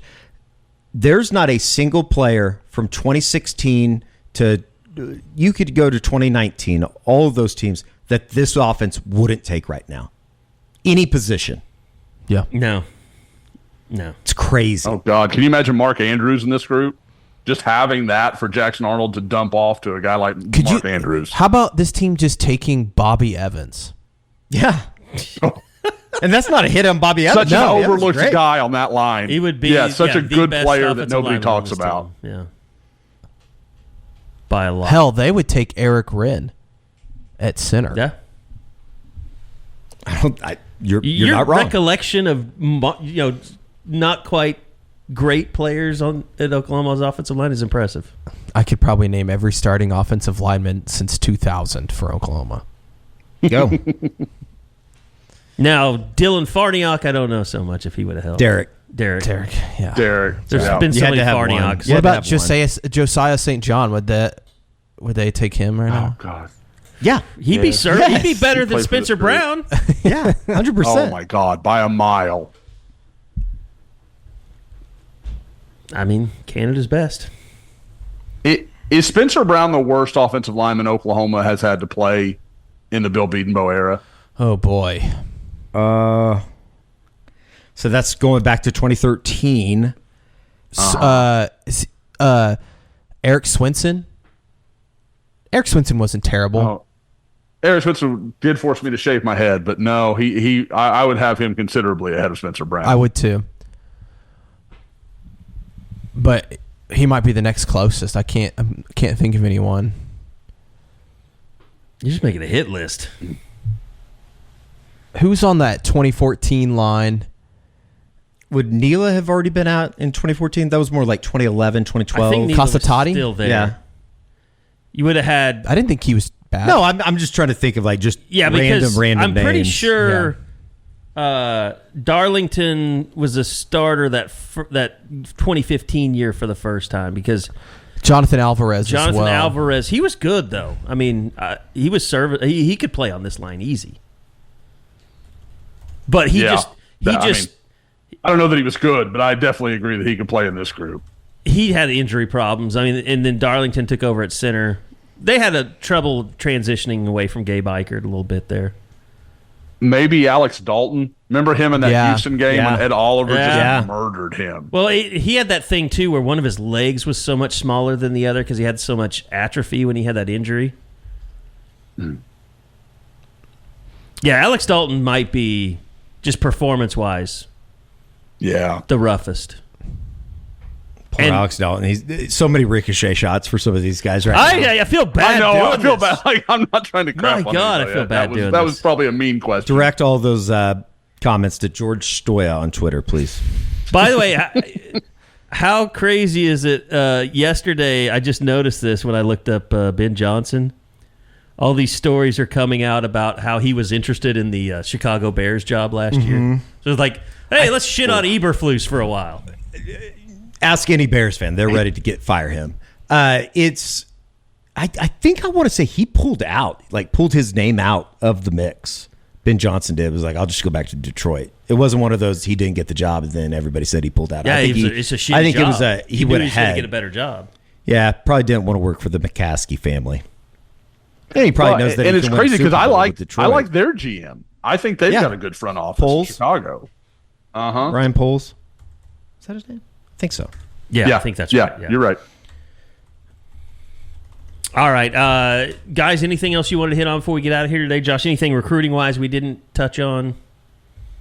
No, like I said, this will be a lot of. I wouldn't be shocked if you see some new offers go out, but it's going to be 26, 27, 28 kind of deals. Like I don't think you're going to see a lot of activity in the senior class on this particular weekend. All right, schedule moving forward this week. I know Gabe Eichert is going to join the family business. We're going to shoot that on Thursday. Anything locked down with you guys? Yeah, game day preview. Got somebody coming on from Maine. So it's Jack Webb. Jack Webb. He does their sideline reporting. So I'm kind of excited to learn a little bit about the Maine Black Bears. I'm really hoping that they travel with a live black bear. I think that'd be pretty cool on Norman's the sidelines had on enough Saturday. Bears, all right? We don't I need forgot any more about bears. that. Well, maybe that was the like to call when you send a scout ahead of things. A scout, yeah. Yeah, but I think there's a name for it. I can't remember. Scout. Advanced Scout. Yeah, that's it. That'd be kind of cool. But unfortunately, he met his demise with the police department here in Norman. Josh, do you think people know that Baylor used to actually have a live bear on the Yeah, sidelines? 100%. That some of the photos are awesome. That's so great. Like that. And Kerry, it's one of those things where like I bet they don't, because if you wouldn't have said it, I don't think it would ring for me very easily. Oh, Like, he was in a little cage. I remembered as you say it. There was a little cage they had in the end zone at Floyd Casey there on the end where they didn't have any seating. And they put the bear there, and they would bring him out every once in a while on his chain, a fucking chain that they had around his neck. Like the most, it would be. I'm There's a surprised it went as picture long as it online. did. Like I covered games at Baylor when they had the actual live bear out there. It was So this was incredible. like late 90s? It would have been. I mean, I'd be shocked if it didn't go into the 2000s a little When's bit. the last time LSU brought the tiger out? I don't think Mike ever leaves. But his he enclosure. did. He did a long time ago, didn't he? To like on the field in Baton Rouge? Yeah. Oh, isn't I it- don't know. I'm pretty sure they used to bring him out in a cage. There was a roll. Yeah, cage. They would roll it out there. Yeah. Have you guys ever read the story by? Oh God, I'm blanking on his name. I follow him on Twitter. Bum Chillups. What's his real name? Spencer.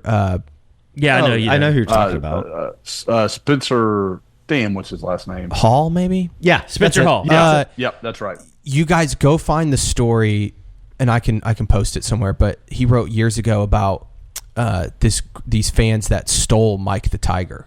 Oh yeah, That's I heard that amazing. story. It's unbelievable story about how I think they were Alabama fans or somebody like stole Mike the Tiger in the middle of the night from his cage. Like a rivalry prank? Were they from like a different it's school? like something, and they went and they stole him. That's awesome. Yeah. Baylor still has a live bear habitat on their campus. Do they really? Yes. That's crazy. It says, located at the heart of the Baylor campus, the Bill and Eva Williams Bear Habitat is home to our beloved live bears. Since first arriving on campus in 1917, the American black bears have embodied Baylor spirit and tradition. I bet they love Look at 'em. the Waco weather. Look at him. That's crazy. So that's like a cub, though. Well, I'm sure they're not that small anymore. I kind of like that. I'm trying to figure out when the last year was that they had the Bears at football games. I can't find the picture. I saw somebody tweeting about it earlier this week. It's pretty awesome, though. I'm all for live animals. Like somebody said Especially that dangerous ones. Somebody said that Sir McSpur, I think that's his name, the South Carolina Gamecock, he was the first live animal to visit with a team to Norman.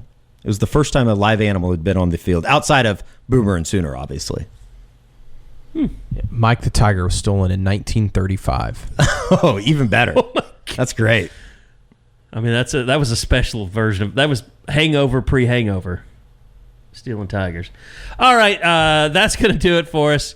We will be back again next. It was Tulane that stole him, by the way. Oh, that's even better. So it was like an interstate rivalry type thing. All right. George and I will be previewing the election in the game day preview as well. Very nice. And it's on Halloween, too, and we're going to dress up. I'm going to be Ghislaine Maxwell. I did get a email from our insurance, saying what to do during, how to handle basically catastrophic events around the election at your business. Oh, God. I'm glad to live in Oklahoma. Just get through Tuesday. Nobody's charging anything in Oklahoma. These commercials have to stop. I kind of like them. It's Some wild, of them are man. so bad, they're great. And I guess there's a rule that you insane. cannot edit political videos. So like the fetus stuff that they're throwing out there is like you have to allow people to do it. The Mississippi local commercials, some of them were really, really good. Political ads. Oh, that you got to There's see. a few while you things were that there. surprise me more that Mississippi is a shit show. It was awesome. All right, that's going to do it. We will be back again next week after the Maine game. Hopefully, everyone will be in good spirits, getting my ready God. for Missouri. If they're not, we might not. If we're not in good spirits on Saturday afternoon, that's going to be something. might not just do any shows next week. We'll just shut it down. We'll just do a complete hot board for everybody, every position. All right, that's going to do it. We'll be back again next week for another edition of the Unofficial 40 Podcast, presented by Schwab Meat Company, right here on Soonerscoop.com.